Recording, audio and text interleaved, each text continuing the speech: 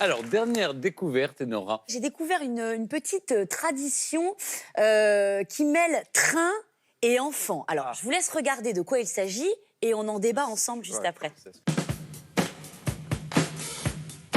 Au cœur des collines de Buda qui surplombent le Danube et le centre de Budapest, un petit train circule. À bord de ce train, ne soyez pas étonnés d'être contrôlés par un enfant de 10 ans. Et oui, ce sont des enfants qui gèrent l'activité. Employés de gare, poinçonneurs, aiguilleurs. Âgés de 10 à 14 ans, ces petits employés sont sur les rails du monde du travail pour leur plus grand plaisir. Mais pas de panique, c'est un adulte qui conduit. Ce train des enfants, comme on le surnomme là-bas, circule tous les jours sur 11 km de promenade bucolique, loin de la ville et de ses conventions. Un concept qui fait rêver tous les enfants de Budapest. Mais travailler dans ce train, ça se mérite. Pour avoir la chance d'être embauché et se mettre dans la peau d'un contrôleur, les écoliers hongrois doivent être de très bons élèves. Ce travail, c'est leur récompense. Une fois sélectionnés, formés, ils peuvent enfiler fièrement l'uniforme. Travail et discipline, voilà deux mots d'ordre qui ne sont donc pas incompatibles dans la cour de récré.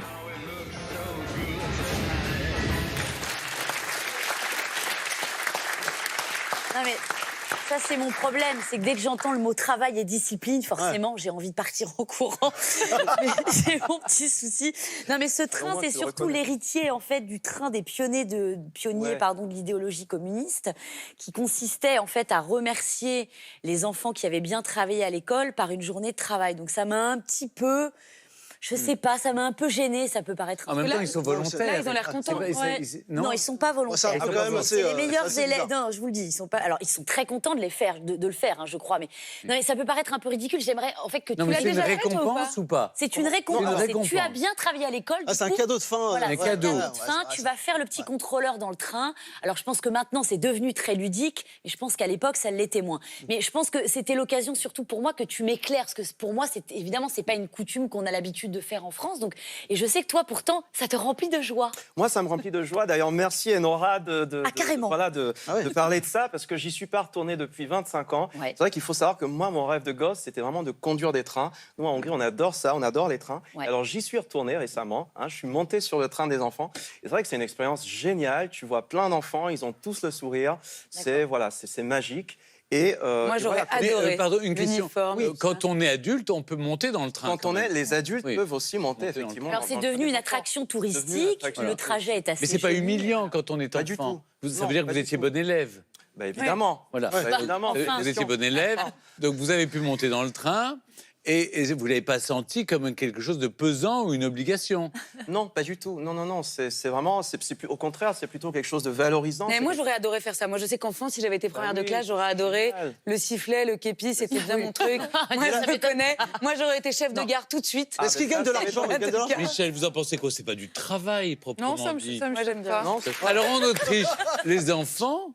Ils ne travaillent pas, ils chantent. Ouais, naturellement, on a une chorale des petits garçons, die Wiener Sängerknaben. Et mon père était un Wiener Sänger. Oui, exactement. Mon père était un Sängerknabe. Et oui, et c'était les meilleures années de son enfance, il m'a dit.